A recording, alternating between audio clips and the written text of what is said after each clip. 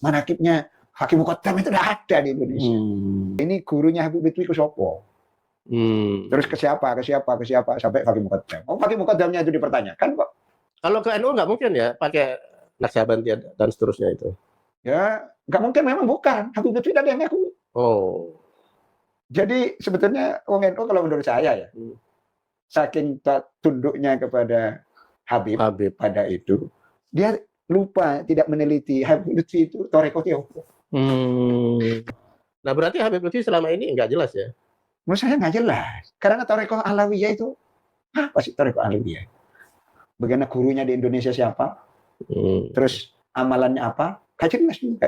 Pak Kiai tadi menyebut menurut para akademisi peneliti ya, itu bahwa tidak memenuhi syarat sebagai torekot. Iya, torekot dalam pengertian yang bisa muktabaroh, menurut saya.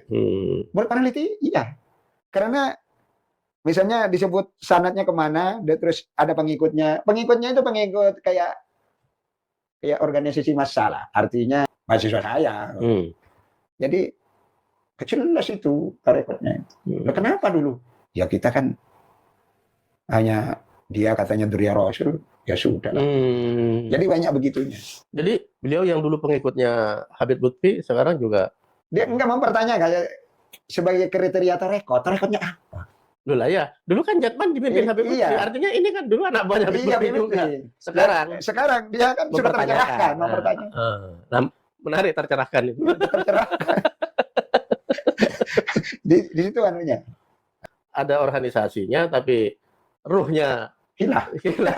Sementara ada fisiknya tapi nggak ada ruhnya. Itu demit itu. Berarti kalau dalam bahasa divulgarkan, Habib Lutfi setelah tidak pegang apa? Jatman, ya akses kepada kekuasaan akan hilang. Nah, dan maka dia harus mempertahankan kan dengan membuat yang baru itu untuk mempertahankan eksistensi. Ya itu. Terus kita lihat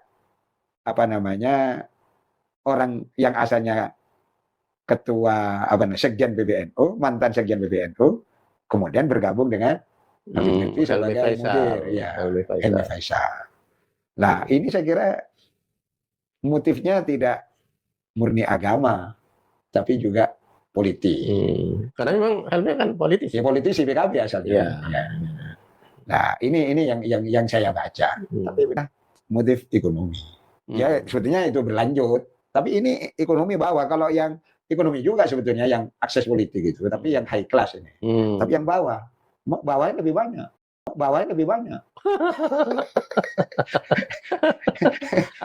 Ada habis itu ya. Ya, jadi hanya habis. Yang beris kuburan itu. Kuburan ya. Yang kuburan palsu itu. Dan itu kan harus nyetor. Setor hasil infak makam itu ke Abah Lutfi bin Yahya Pekalongan. Itu hampir tiap tahun. Dan itu kata teman saya, itu minimal 5 karung hasil infak itu. Gantang saya dicegah sama teman saya di Semarang, namanya Agung, tapi saya biasa manggil Pisan, itu teman kuliah saya. Terus ternyata si Agung tadi yang dulu teman kuliah saya sekarang jadi juru kunci makam. Namanya Raden Temenggung, siapa terkenal makam Mbah Dipok di Semarang, di Kampung Ketempen. Monggo saged dipun bersani teng Facebook teng YouTube wonten. Terus saya karena tahun 2021 belum ramai, saya ziarah di makam itu. Habis itu saya ke Jombang, 3 bulan setelah itu teman saya tiba-tiba jatuh sakit dan akhirnya 2 minggu kemudian meninggal teman saya itu. Tetapi beberapa hal yang dapat saya sampaikan di sini, waktu saya ketemu dengan teman saya itu, hampir tiap tahun teman saya itu setor hasil infak makam itu ke Abah Lutfi bin Yahya Pekalongan. Itu hampir tiap tahun, dan itu kata teman saya, itu minimal 5 karung hasil infak itu. Nah, bilalah karena teman saya sudah meninggal tahun 2021, itu bulan April, berarti 3 bulan berikutnya sekitar April, Mei, Juni, Juli lah beliau meninggal. Terus tahun 2023 kemarin, makam Mbah Depok itu ternyata dibongkar. Dan makamnya itu ternyata kosong. Itu testimoni. Jadi kalau ini hilang, maka kepercayaan publik terhadap itu hilang juga. Tapi memang diserang oleh kelompoknya Imaduddin itu. Karena dianggap sudah tidak ini. Jadi banyak yang kuburan-kuburan mungkin dibongkar sekarang. Iya. Dan atraktif pembongkarannya kan, undang. Kayak lagi NU, maka buat lagi sekarang. Jatma itu. Itu bahasa gak enaknya. Iya. Tapi kan Habib Lutfi ini memang representasi Balawi ya. Loh iya kan bin Yahya. Ya bin Yahya ya sama dengan Said Usman. Said Usman bin Yahya yang memang secara politik berada di kubu Belanda ya. Zaman itu. Kalau sekarang bagaimana akses kepada kekuasaan? Kekuasaan. Siapapun yang berkuasa. Berarti waktu Habib Utsman bin Yahya itu berada di kubu penjajah waktu itu, berarti kan memang karena waktu itu yang berkuasa penjajah kan Penjajah. di Hindia Belanda itu. Sekarang kan memang seperti pernah saya sampaikan, memang kaum Balawi itu dalam bahasa lain itu dalam tanda petik ingin Indonesia itu milik mereka. Memang kebetulan Pulau Jawa Indonesia ini dikatakan Bintu Tarim. Ini punyanya Aulia Tarim. Ini punyanya Aulia Tarim. Ini punyanya Aulia Tarim. Diapakan putri jenengan? Ya di hubungan kayak suami istri sudah. Dipaksa. Sama siapa itu? Sama Habib Hasan.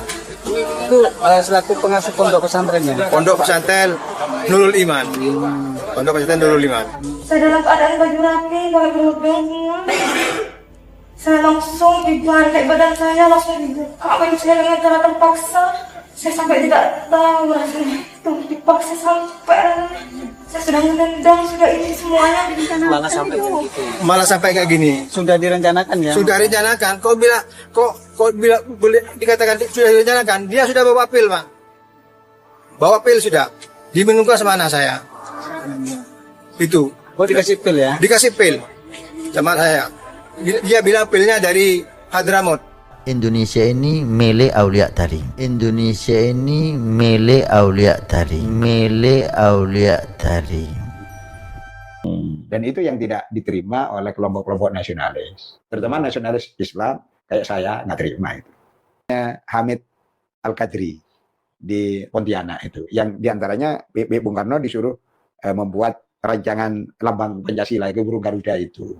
Tapi ketika Indonesia sudah ini kerjasama sama Belanda dia, diangkat sama Yuhelmina sebagai asistennya. Pangkatnya yang dari kolonel, pangkatnya menjadi brigadir jenderal. Ya itu yang bisa membatalkan tidak diterima sebagai pahlawan. Nah, iya, udah bisa oleh Anhar Gonggong itu. Ini dokumen ini dari ini coba. Selamanya orang pro Belanda tidak akan jadi pahlawan nasional. Gitu. Ya misalnya Utsman bin Yahya, memang dia orang alim. Karyanya itu lebih dari 100 itu. Oh, Utsman bin Yahya. Itu karyanya. Artinya memang orang alim dia. Makanya tapi alimnya itu dimanfaatkan untuk pro Belanda. Nah, ya itu. Dan Belanda punya kepentingan untuk menjadikan beliau mufti ya. Iya, mufti Batavia ya waktu itu. Nah, yang diantaranya termuar fatwa orang yang berontak di Banten itu dianggap bugot dan karena pemerintah Belanda itu sah secara syariat. Lo bahasanya ini. Bahasanya sah secara syariat. Itu ditulis di dalam bukunya. Orang berontak dihukum mati. Jadi pemberontakan Banten tahun 1888 itu dihukum mati oleh Belanda. Dan diantaranya itu atas fatwanya. Itu. Saya kalau ingat itu ya menangis saya. Semua yang disampaikan Belanda itu ada referensi dari sana kan. Iya. Terutama terkait dengan umat Islam kan. Gitu. Ya memang ini kan dia kan sama senok gurunya. Iya. Oh iya. Jadi mereka orang Belandanya ini sudah ketemu klop lah. Sementara kalau Habib Utsman kayak gitu. Dan itu banyak, tidak hanya Habib Utsman. Ya dalam maaf ya, yang abaib-abaib yang seperti itu banyak. Sudahlah jangan mengidolakan Hadramut hebat, Tarim hebat gitu. Sudahlah kita hidup di Indonesia, minum di Indonesia, kita mencintai Indonesia. Ketika selesai di Tarim, dia kembali ke Maroko ditanya, wahai Syekh, ya apa yang kau lihat di kota Tarim? Sifatkan kepadaku bagaimana orang-orang di Tarim. Beliau menjawab, haula lil malaikati asbah. Mereka itu saya katakan kalau saya jujur lebih mirip malaikat daripada manusia. Malah Gus Dur terus dibilang buta mata buta hati oleh Habib Rizik. Gus Dur kan tidak melihat. Dari mana dia bisa berkeyakinan? Kok orang nggak ngelihat berkeyakinan? Gus Dur itu buta mata juga buta hati. Gus Dur itu buta mata juga buta hati. Ini kan ruwet begini. Ya. Nah orang-orang yang datang generasi muda sekarang ini kan sudah dinamis. Mereka sekolah, tidak ngaji pesantren saja. Mereka mengkaji. Ya saya kira wajar sekarang kalau diteliti. Jadi jangan tidak nyambung dengan Rasulullah. Ya jangan dianggap bahwa NU itu seperti dulu. NU ini sekarang sudah banyak yang pandai. Gitu loh. Nggak bisa dibujuki lah. Iya, betul. Nggak bisa ditipu-tipu. Kita katanya turunan Nabi. Gitu.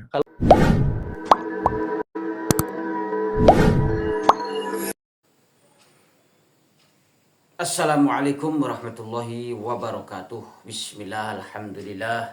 Allahumma sholli wa sallim wa barik ala sayyidina Muhammadin wa ala alihi wa ashabi ajma'in. Amma ba'du, saudaraku, pemirsa sebangsa setanah air dimanapun Anda berada, semoga senantiasa dalam lindungan Allah, dimudahkan segala urusannya, dan semoga siapapun yang sakit di antara kita disembuhkan oleh Allah Subhanahu wa ta'ala. Pemirsa, kita semua sudah tahu bahwasanya Habib Lutfi bin Yahya telah mendirikan Jatma Aswaja, yaitu Jam'iyah Ahli Thariqah Ahlus Sunnah wal Jamaah, Jatma Aswaja, ya, yang baru saja berdiri sekitaran bulan April, ya, kalau tidak salah. Mohon maaf kalau lupa, sepertinya 18 April, ya. Ini beliau mendirikan Jatma Aswaja ini setelah beliau tidak lagi terpilih sebagai Rois Ali Jatman, yaitu Jam'iyah Ahli Thariqah An-Nahdiyah yang resmi Banom NU, yang luar biasa. Kita tahu sendiri polemik di akhir-akhir jabatan Habib Lutfi ini juga luar biasa, karena ternyata sudah akhirnya diketahui oleh PBNU bahwa Habib Lutfi bin Yahya telah mendaftarkan Jatman ini ke Kemenkumham sendiri, ya, punya tanpa seizin dari PBNU. Ya, akhirnya membuat Habib Lutfi ini diberhentikan, ya, karena memang jabatannya sudah habis dan berbagai hal pelanggaran yang dilakukan oleh Habib Lutfi berkaitan dengan keorganisasian Jatman di kelembagaan Nahdlatul Ulama. Saudaraku sekalian, pemirsa, ya, namun setelah Habib Lutfi ini tidak terpilih lagi sebagai, tidak menjadi pemimpin di Jatman, tahu-tahu beliau malah membuat sendiri, iya kan? Beliau membuat Jam'iyah sendiri. Dari sini secara tidak langsung ini sudah dari etik saja sudah tidak pantas, ya, jauh dari kepantasan. Bisa kita bayangkan bagaimana jika seseorang, misalkan PBNU Kiai Haji Said Akhil Sirot lah, ketika tidak terpilih menjadi ketua PBNU, apakah Kiai Said langsung membuat organisasi sendiri? Tidak. Ini etik. Walaupun boleh saja, ya kan, kita mendirikan ormas. Lalu ya seperti Pak Jokowi tidak terpilih sebagai presiden, ya sudah berhenti. Tidak lantas harus membuat negara sendiri, kan. Tapi ini aneh. Seorang yang dikatakan ahli sufi, tokoh sufi yang harusnya sudah jauh dari hal-hal politik, keduniawian dan lain sebagainya, namun menunjukkan betapa Habib Lutfi ini tidak legowo ketika tidak memimpin Jatman. Apakah ya mungkin karena sudah terlalu lama, ya, saudaraku sekalian. Ya, saudaraku, terkait ini mari kita simak penjelasan Profesor Dr. Kiai Haji Imam Ghazali Said MA, yaitu Wakil Rois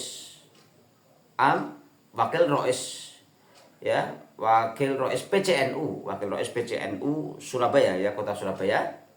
Yang sekarang, dan beliau juga guru besar di UINSA, Universitas Negeri Sunan Ampel, ya, kalau tidak salah.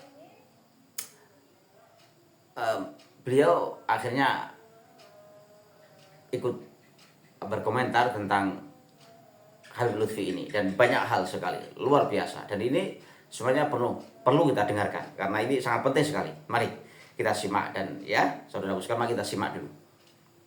Wabarakatuh. Pemirsa podcast Samlen yang sangat saya hormati dimanapun panjenengan berada. Kali ini kita akan membahas tentang pendirian jamaah atau jam'iyah. Maksud kami Jam'iyah Thariqah yang sekarang lagi rame, yaitu Jatma oleh Habib Lutfi bin Yahya. Ini perlu kita respon karena sebelumnya Habib Lutfi bin Yahya ini adalah pimpinan Thariqah Jatman beda N. N-nya Nahdlatul Ulama. Ya, An-Nahdliyah. An-Nahdliyah. Karena itu kita undang Profesor Dr. Kiai Haji Imam Ghazali Said. Kita semua sudah tahu beliau guru besar di UINSA atau Universitas Islam Negeri Sunan Ampel, Surabaya. Beliau juga pengasuh pesantren mahasiswa Nur Wonocolo Surabaya, dan kita tahu juga bahwa beliau banyak dan menjabat untuk organisasi Nahdlatul Ulama. Pernah jadi sekretaris RMI, Rabithah Ma'ahid Islamiyah Jawa Timur, dan sekarang juga wakil Rois Suryah, pengurus cabang Nahdlatul Ulama Kota Surabaya. Beliau juga banyak sekali menulis tentang NU dan meneliti berbagai masalah terkait umat Islam baik di Timur Tengah maupun di Indonesia. Assalamualaikum Prof. Kiai. Assalamualaikum warahmatullahi. Mungkin Pak Kiai kan sudah mengikuti perkembangan Jatmah yang baru didirikan dan dideklarasikan. Paling tidak sudah ada berita-beritanya di berbagai media. Bagaimana menurut Pak Kiai? Saya kira karena itu punya latar belakang. Jadi pimpinan Jamiah Ahli Thariqah An-Nahdliyah, Mu'tabar An-Nahdliyah itu menurut saya terlalu lama dipegang oleh Habib Lutfi bin Yahya. Kira karena itu punya latar belakang. Jadi pimpinan Jamiah Ahli Thariqah An-Nahdliyah, Mu'tabar An-Nahdliyah itu menurut saya terlalu lama dipegang oleh Habib Lutfi bin Yahya. Dan memang ada unsur bahasa Jawanya ewu pekewu. Karena orang ahli tarekat ini kalau dalam keislaman itu kan orang yang punya kedudukan lebih tinggi dari ahli syariat. Makomnya. Makomnya. Karena kalau yang biasa ini iman, Islam. Yang imannya itu tauhid, Islamnya itu adalah fikih syariat. Nah itu lah, kalau orang tarekat itu iman, Islam, ihsan. Jadi dia posisinya di tingkat tinggi. Di atasnya yang dua ini, yang masyarakat umumnya. Masyarakat umum. Lah, problemnya ketika di NU sendiri, NU itu yang memegang otoritas tertinggi itu kan NU. Sedangkan di organisasi dia itu Jatman itu adalah bagian dari NU, badan otonomnya NU. Maka mestinya harus tunduk. Nah, disinilah terjadi ewo pekewo. Secara sosiologis, ini mereka itu bahkan kalau orang tokoh-tokohnya dia wali gitu. Sementara ini kan hanya syariat. Padahal tetapi organisasi itu menghendaki secara organisatoris ini tertinggi itu PBNU. Nah, dia bagian dari PBNU, harus tunduk pada PBNU.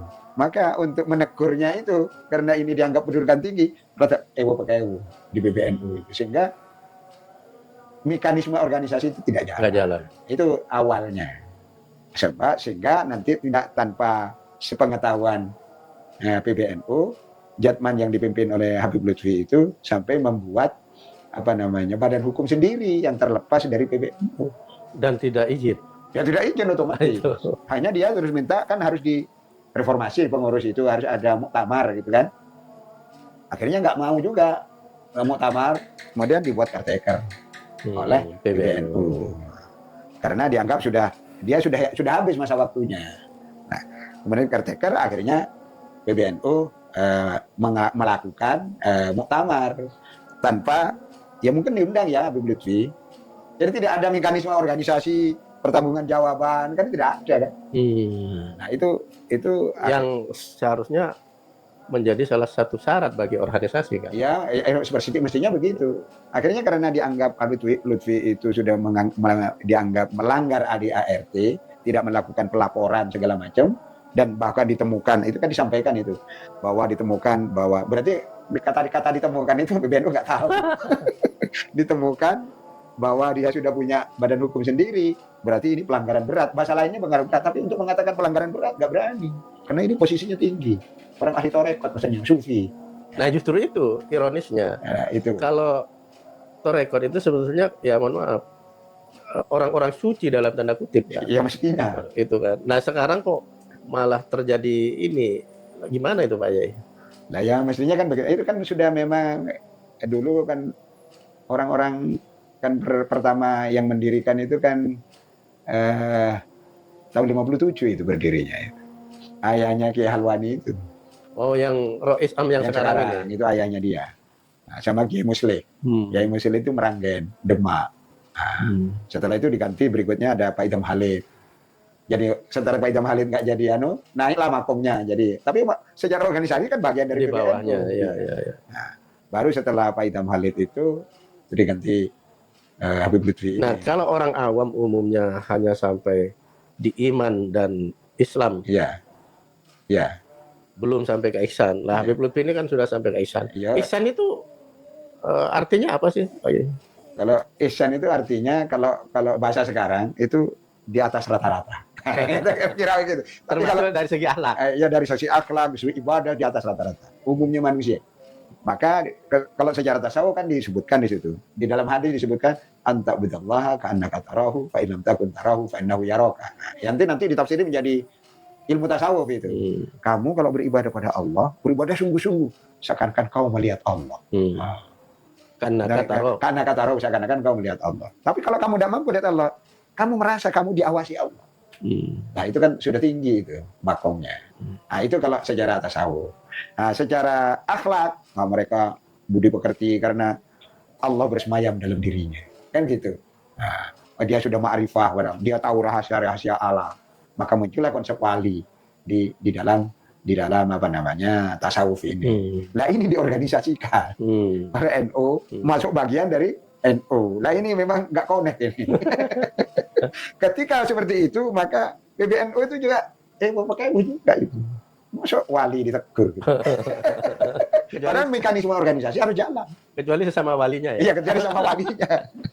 Nah, di situ. Makanya yang memimpin PBNU itu karena di sini ada organisasi tarekat, harus wali juga.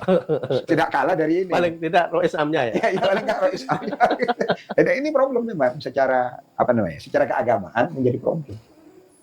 Nah, itulah yang berakibat terjadi tidak tahu PBNU tidak ngawasi. Karena itu kan ada yang ansor, diawasi muslimat, harus diawasi kan gitu. Ada apa namanya yang paling enggak mentor lah secara organisatoris, bukan ini.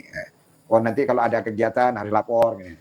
Nah, ini kan ya ini kan sekarang PDW jadi seolah-olah membangun istana sendiri ya. Iya, termasuk keuangan bagaimana melaporkannya ke PBNU, dapat dari mana saja. Kan itu harus laporan. Di samping laporan ke anggotanya ketika muktamar, juga laporan ke PBNU. Tapi kan mesti mereka, mohon maaf, dari kubu Habib Lutfi, itu kan mesti punya alasan kenapa misalnya seperti itu, bahkan mendirikan Jatma yang tanpa N itu, itu kan mesti ada alasan juga, apa kira-kira? Nggak, alasannya menurut dia, saya yang saya baca, saya tidak ketemu sama beliau, sama Habib Lutfi, tapi saya baca para pengikutnya. Di antara pengikutnya kan Kiai Ali Mas'adi. Kiai Ali Mas'adi itu Mojokerto itu. Nah, itu di antara pengikutnya. Itu menurut mereka para pengikut itu Habib Lutfi itu nggak salah. Karena misalnya yang paling urgen kan, yang paling penting kan dia mempunyai badan hukum sendiri. Dan itu dilakukan 2019. 2000 sudah lama gitu. Berapa tahun itu udah lakukan ini. Dan itu tujuannya katanya membuat seperti itu hanya untuk internal, supaya kalau pertanggungan jawab dapat dana dari pemerintah pusat, dapat dana dari pemerintah daerah, dari bupati, itu kan kalau ke PBNU masih lapor ke PBNU kan lama gitu. Makanya alasannya itu, dan itu dilakukan menurut para pengikutnya tidak hanya Jatman tapi juga Ansor, katanya begitu.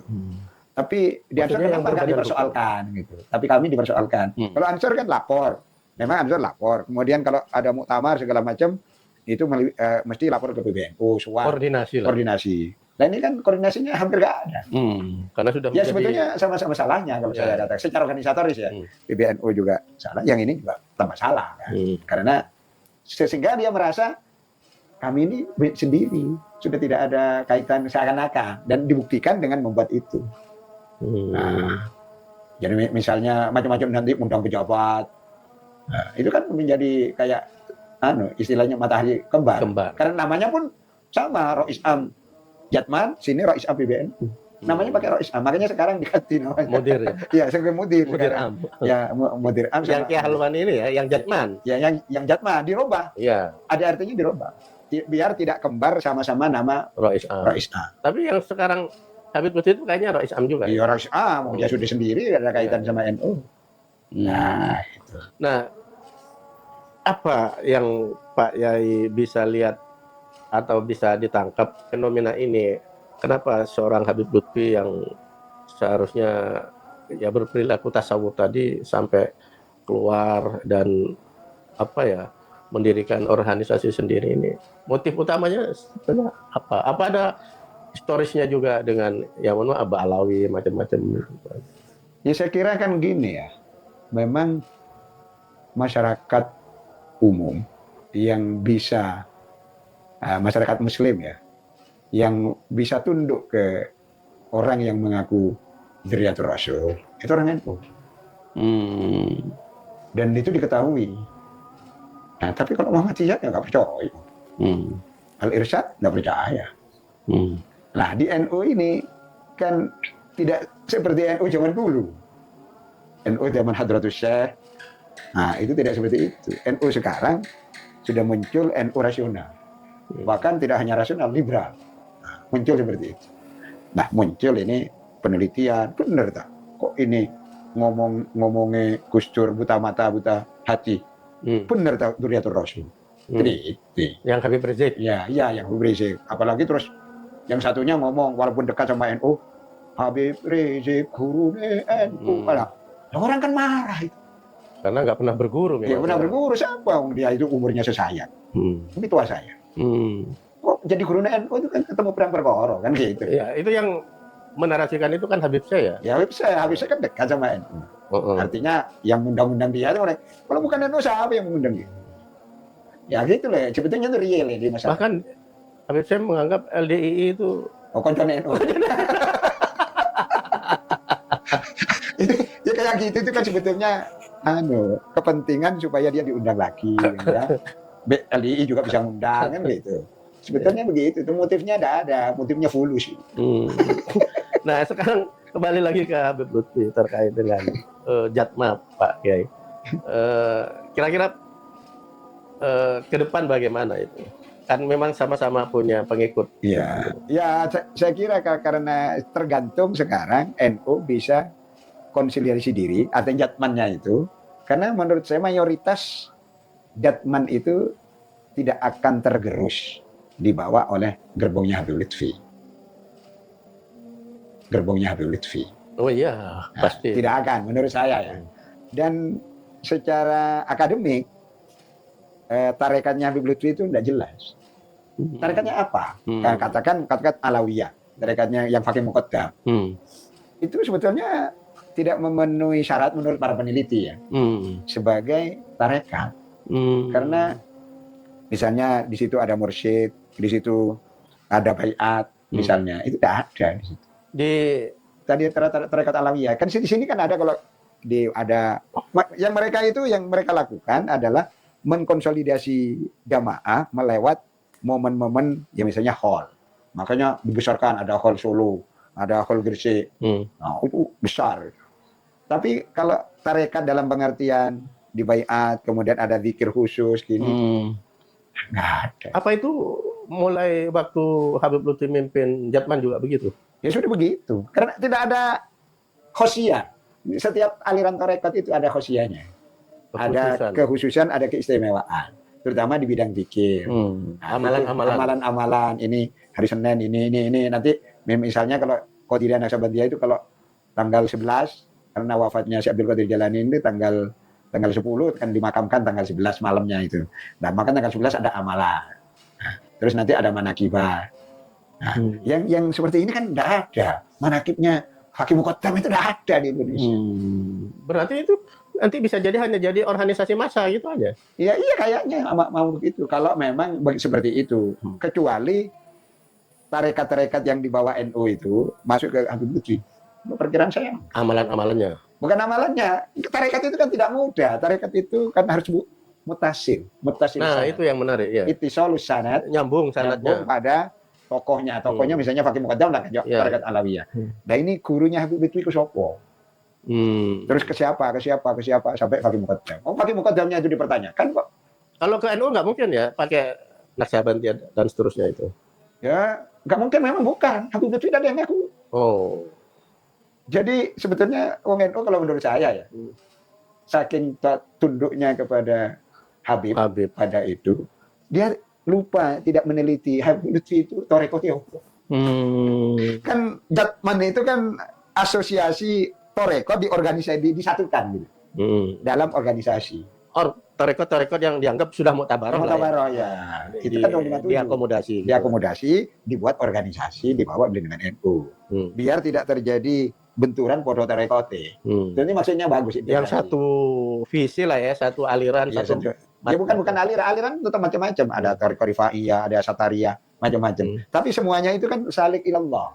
Dengan guru yang berbeda-beda. Nah, mungkin disatukan. Tapi ya, NU kan mengklasifikasi mana yang muktabaroh dan mana yang tidak. Kan? Iya. Yang sudah di Jatman itu kan sudah dianggap muktabaroh. Muktabaroh, ya. Ada beberapa aliran tarekat yang tidak. Muktabaroh tidak masuk. Ya. Nah berarti Habib Lutfi selama ini nggak jelas ya? Menurut saya nggak jelas. Karena Thariqah Alawiyah itu apa sih Thariqah Alawiyah? Bagaimana gurunya di Indonesia siapa? Terus amalannya apa? Nggak jelas juga. Pak Kiai tadi menyebut menurut para akademisi peneliti ya, itu bahwa tidak memenuhi syarat sebagai torekot. Iya, torekot dalam pengertian yang bisa muktabaroh, menurut saya. Menurut peneliti, iya.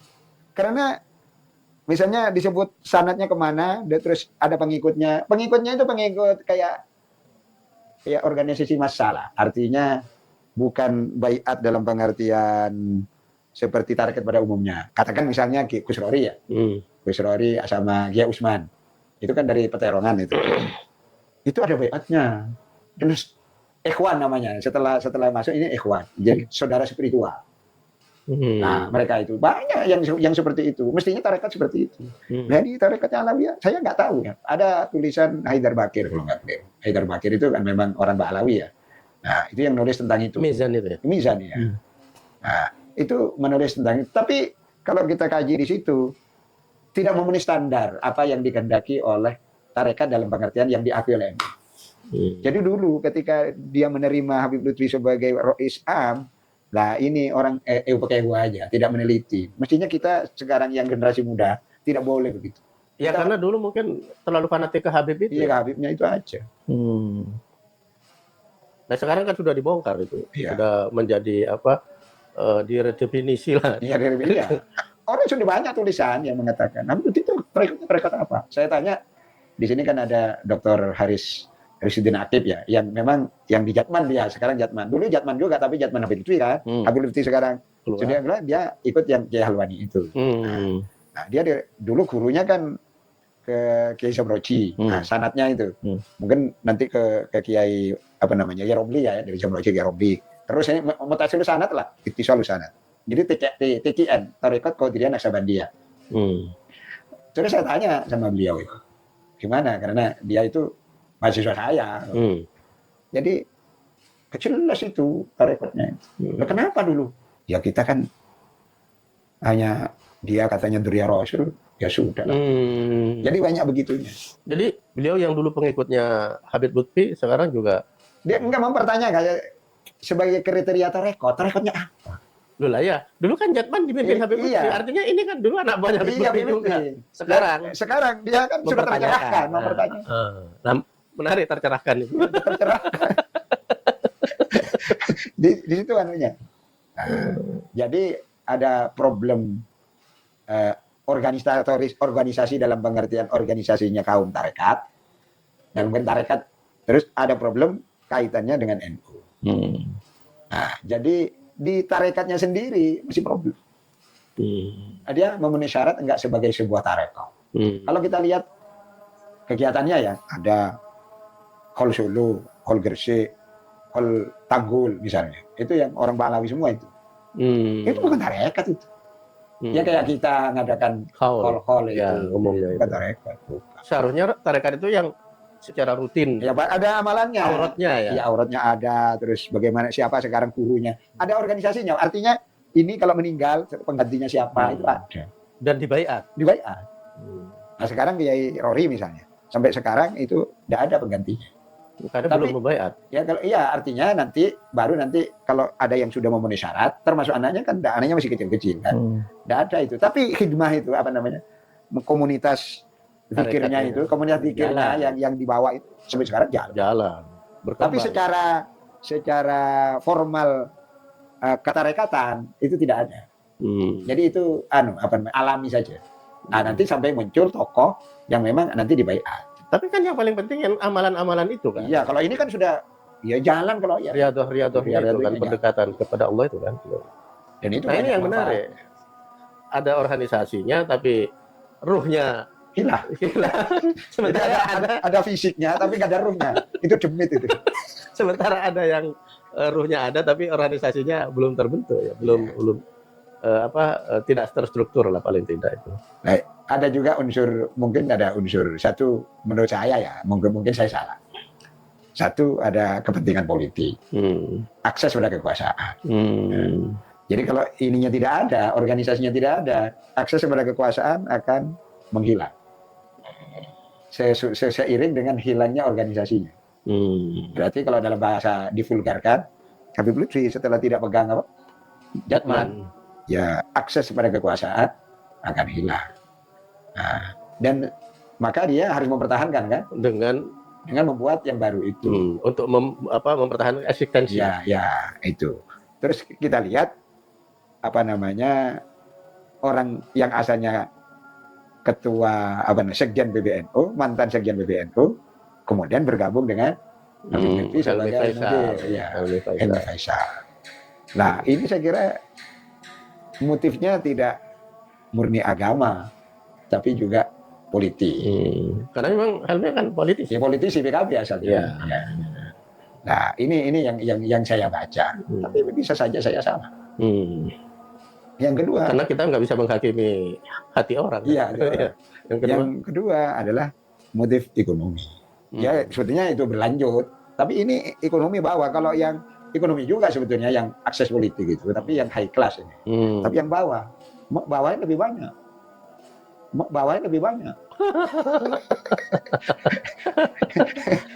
Agak habis itu ya. Ya, jadi hanya habis. Yang berisi kuburan itu. Kuburannya. Yang kuburan palsu itu. Dan itu kan harus nyetor. Jadi kalau ini hilang, maka kepercayaan publik terhadap itu hilang juga. Tapi memang diserang oleh kelompoknya Imaduddin itu karena dianggap sudah tidak ini. Jadi banyak yang kuburan-kuburan mungkin dibongkar sekarang. Iya. Dan atraktif pembongkarannya kan undang. Ya karena ada saingannya. Jadi sekarang ini dinamis saya kira. Karena Ba'alawi, Robito Alawiyah tetap mau eksis walaupun diserang sana sini. Kemudian disaingi oleh namanya PWI. Pasukan Wali Songo. Wali Songo. Sabilillah Jihad, saya namanya apa itu. Dan ada tokohnya juga, dan ini yang anti. Nah sekarang muncul lagi yang ini. Kan akses di NU, Robito Alawiyah kan memang bukan ya, bukan NU, organisasi sendiri. Ada Jatman, mereka punya hubungan bagus. Berarti orang Ba'alawi yang bisa memimpin organisasi otonomnya NU dan pemimpin tertinggi. Nah ini sekarang hilang, kan aksesnya dia hilang pada NU. Aksesnya, aksesnya NU. Ya, aksesnya kan hilang. Ketika hilang di NU, maka buat lagi sekarang. Jatma itu. Itu bahasa gak enaknya. Iya. Tapi kan Habib Lutfi ini memang representasi Ba'alawi ya? Loh iya kan bin Yahya. Ya bin Yahya ya sama dengan Said Usman. Nah, Said Usman bin Yahya yang memang secara politik berada di kubu Belanda ya. Zaman itu. Kalau sekarang bagaimana akses kepada kekuasaan? Siapapun yang berkuasa. Nah, berarti waktu Habib Usman bin Yahya itu berada di kubu penjajah waktu itu, berarti kan memang karena waktu itu yang berkuasa penjajah kan di Hindia Belanda itu. Ya. Sekarang kan memang seperti pernah saya sampaikan, memang kaum Ba'alawi itu dalam bahasa lain itu dalam tanda petik ingin Indonesia itu milik mereka. Dan itu yang tidak diterima oleh kelompok-kelompok nasionalis, terutama nasionalis Islam kayak saya nggak terima itu. Karena memang perannya tidak ada kan? Iya. Atau paling tidak minim gitu. Iya. Peran untuk kemerdekaan itu loh. Iya. Kan nggak ada ceritanya. Nggak Minim. ada, tapi narasinya dibuat. Coba memerdekakan Indonesia, itu perjuangan ulama dan habaib. Mesti habaib ada. Habaib yang mana? Nggak ada itu. Di PPPKI itu tidak ada habaib di situ. Tapi kalau orang Al-Irsyad ada. Kayak Abdurrahman Baswedan. Kan Ayahnya, pahlawan. nenek kakeknya Anies Baswedan. Ada. Tapi kalau habaib nggak ada. Kalau menjadi apa namanya, memang mereka merancang seperti namanya Hamid Al-Qadri di Pontianak itu, yang diantaranya Bung Karno disuruh membuat rancangan lambang Pancasila itu burung Garuda itu. Tapi ketika Indonesia sudah ini kerjasama sama Belanda dia, diangkat sama Wilhelmina sebagai asistennya. Pangkatnya yang dari kolonel dipangkatnya menjadi brigadir jenderal. Ya itu yang bisa membatalkan tidak diterima sebagai pahlawan. Nah, iya, udah bisa oleh Anhar Gonggong itu. Ini dokumen ini dari ini coba. Selamanya orang pro Belanda tidak akan jadi pahlawan nasional. Gitu. Ya misalnya Utsman bin Yahya, memang dia orang alim. Karyanya itu lebih dari 100 itu. Oh, Utsman bin Yahya. Utsman bin Yahya itu karyanya. Artinya memang orang alim dia. Makanya tapi alimnya itu dimanfaatkan untuk pro Belanda. Nah, ya itu. Dan Belanda punya kepentingan untuk menjadikan beliau mufti ya. Iya, mufti Batavia, iya. Waktu itu. Nah, yang diantaranya termuar fatwa orang yang berontak di Banten itu dianggap bugot dan karena pemerintah Belanda itu sah secara syariat. Lo bahasanya ini, bahasanya sah secara syariat itu ditulis di dalam bukunya. Ya beda lah, jangan dibandingkan dengan Hadratus Syekh, Wanto. Ya katanya kalau mereka pembelaan ya iya, zaman Hadratus Syekh kan memang perjuangan. Loh cuman itu perjuangan juga. Iya. Orang berontak dihukum mati. Jadi pemberontakan Banten tahun 1888 itu dihukum mati oleh Belanda. Dan diantaranya itu atas fatwanya. Nah, itu. Saya kalau ingat itu ya menangis saya. Fatwanya Utsman bin Yahya itu ya kan memang mungkin sebagai mufti, sebagai penasihat Belanda mungkin kan semua yang disampaikan Belanda itu ada referensi dari sana kan. Iya. Terutama terkait dengan umat Islam kan gitu. Ya memang ini kan dia kan sama senuk gurunya. Iya. Oh iya. Jadi mereka orang Belandanya ini sudah ketemu klop lah. Sementara KKNU Hadratus Syekh itu justru memberontak. Ya. Enggak, yang zaman Hadratus Syekh kan memang belum. Waktu itu kan sudah abad ke-20. Ini kan abad ke-19. Peristiwanya memang berbeda. Ya, tapi benih-benih nasionalisme kan sudah tumbuh abad itu. Hanya ya itulah. Artinya memang kalau Hadratus Syekh itu walaupun misalnya beliau orang Islam itu yang maslahah itu harus paling tidak protes pada Belanda, tapi beliau kan tidak sampai mengharamkan orang melakukan pemberontakan atau tidak mengharamkan orang melawan Belanda. Nah, kalau Habib Utsman kayak gitu, dan itu banyak, tidak hanya Habib Utsman. Ya dalam maaf ya, yang abaib-abaib yang seperti yang itu lain, banyak. Habib Utsman itu kan yang alim. Habib Utsman yang terkenal lah ya. Yang terkenal dan alim, karyanya banyak. Karyanya lebih dari 100. Sangat disayangkan ya. Iya. Nah, orang dan karena mungkin beliau kan memang tidak punya nasionalisme karena memang bukan orang Indonesia. Ya Indonesia lah. Lahirnya di Jakarta dia. Batavia ya. Di Batavia lahirnya. Di Batavia. Ya tapi kan begini.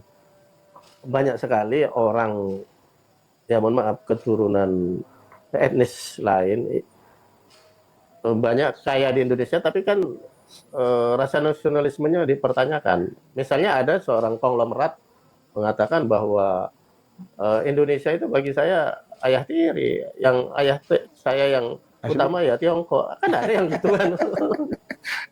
Nah, iya artinya memang ada yang memang nasionalisme berubah. Itu kan dulu pernah dibuat PAI ya.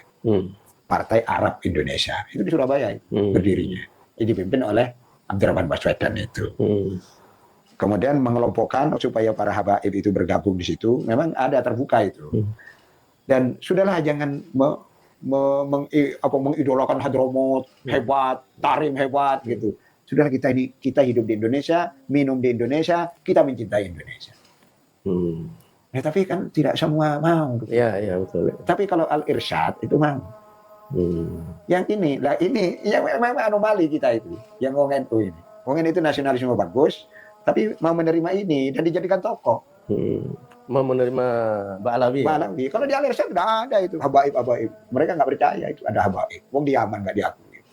Dan bahkan kalau nggak salah Syafi'i Ma'arif kalau nggak salah. Oh iya, yang membela memang selalu NU. Yang membela itu Gus Dur. Dulu kan bilang Kiai Hasan Basri, ketua Majelis Ulama. Dah habaib itu. Oh ya. Gus Dur yang bela. Yang bela. Tapi malah Gus Dur terus dibilang buta mata buta hati. Oleh Habib Rizik. Ini kan ruwet begini. Nah, orang-orang yang datang ke generasi muda sekarang ini kan sudah dinamis. Mereka sekolah, tidak ngaji pesantren saja. Mereka mengkaji. Ya saya kira wajar sekarang kalau diteliti. Jadi ya, akhirnya jangan tidak nyambung dengan Rasulullah. Ya jangan dianggap bahwa NU itu seperti dulu. NU ini sekarang sudah banyak yang pandai. Gitu loh. Nggak bisa dibujuki lah. Iya, betul. Nggak bisa ditipu-tipu, kita katanya turunan Nabi. Gitu. Kalau dulu kan Kiai Wahid Hasyim sampai menyatakan mencari sarjana di NU itu seperti mencari penjual es lilin tengah malam. Saking sulitnya. Nah sekarang sudah banyak yang lulusan Harvard. Ya, kan? Ya banyak. Lulusan Amerika, mereka ada di berbagai tempat. Ya. Ada yang lulusan Jepang. Ya. Wah banyak lah NU. Jadi istilahnya Nurholis Majid tahun 80-an itu NU itu panen sarjana. Nah, apalagi setelah tahun 2000-an itu meledak. Lah ini kan harus punya tempat, otomatis mempengaruhi pola mempengaruhi. Pola berpikir mempengaruhi. Mereka juga tidak ketemu sama Kiai Wahab, mereka tidak ketemu sama Hadratus Syekh. Berarti saya kan nggak ketemu, tapi ayah saya ketemu gitu. Orang yang tidak ayahnya juga nggak ketemu itu banyak dia. Maka rasa terus kalau habaib harus begini sudah banyak di NU. Jadi NU itu selalu menarik. Selalu menarik karena selalu dinamis. Kan beda dengan Muhammadiyah. Muhammadiyah nggak kehilangan isu. Karena di Muhammadiyah memang anti habaib mulai dulu. Ya. Nah kita kan ini orang sing seneng kan itu menarik. Baik, pemirsa cukup menarik perbincangan kita dengan Profesor Dr. Kiai Haji Imam Ghazali Said MA. Semoga pembicaraan tadi semakin mencerahkan baik di NU maupun bangsa Indonesia secara umum. Terima kasih telah bersama kami. Mohon maaf apabila ada kekhilafan. Wassalamualaikum warahmatullahi wabarakatuh. Saudaraku, pemirsa, sahabat-sahabat sekalian yang dirahmati Allah, ya cukup jelas ya apa yang disampaikan beliau, dan beliau bahkan mengutip banyak sekali tentang Habib Lutfi ya, yang ya motifnya apa, motif dibalik ini semua ya ada politik ya, ujung-ujungnya juga duit ya kan, yang selama ini dapat setoran 4 karung dalam setahun. Kan sayang sekali kalau terputus karena tidak memimpin suatu organisasi, tidak punya wadah kan, yang selama ini punya akses ke penguasa karena punya nama besar, pimpinan sufi, namun akhirnya tidak kan, ya sayang sekali. Makanya untuk mempertahankan itu semua ya harus mau gak mau harus membuat organisasi sendiri, walaupun dihujat di sana sini ya kan, walaupun harus menghilangkan rasa malu itu dulu ya, mengesampingkan ya, rasa malu semuanya tidak penting, yang penting duit, ya, ujung-ujungnya duit. Lah inilah akhirnya ya semua kedok itu terbongkar semua pada sendirinya. Yang ini pasti ya karena kualat ya, jelas ada kualat dengan NU ya, karena mengakali ketika memimpin Jatman ya yang luar biasa ya, inilah akibatnya karena bersikap tidak etik ya, mengesampingkan akhlak adab, tapi ya semuanya kembali pada diri kita masing-masing ya. Namun pasti kita lihat ya, dalam hal masalah ini siapapun, ulama, kiai ya, tokoh yang tidak punya kepentingan politik, kepentingan apapun, yang tidak punya kepentingan dalam hal apapun, pasti ya tidak mendukung apa yang dilakukan oleh LBY ini. ya kan? Tapi kalau masih mendukung, ya seperti mantan sekjen PBNU ini kan aneh kalau akhirnya malah mendukung Habib Lutfi untuk keluar dari NU kan, dengan mendirikan Jatma Aswaja. Mendirikan Jatma Aswaja ini otomatis keluar dari NU karena membuat organisasi tandingan yang sama persis seperti Jatma, apalagi namanya pun sama, Jatma, hanya dihilangkan N-nya. N-nya ini An-Nahdiyah ini hilang ya karena menegaskan bahwa beliau keluar terang-terangan dari NU kan, karena tidak pakai An-Nahdiyah lagi. ya oke. Begitu, dan luar biasanya beliau juga mengutip dengan Torekoh Ba'alawi yang digembur-gemburkan, Torekoh yang paling sokeh sedunia. Ini justru beliau mengungkap semuanya, gurunya siapa, ya kan, caranya gimana, Torekoh itu seperti apa. Ya ini saudaraku sekalian, ya kurang lebihnya mohon maaf ya, semoga bermanfaat, bisa menambah kita keyakinan kita ya dalam hal mengungkap kejanggalan-kejanggalan yang ada pada nasab Ba'alawi ini. Ini saudaraku sekalian, wallahul muwaffiq ila aqwamit thoriq. Assalamualaikum warahmatullahi wabarakatuh.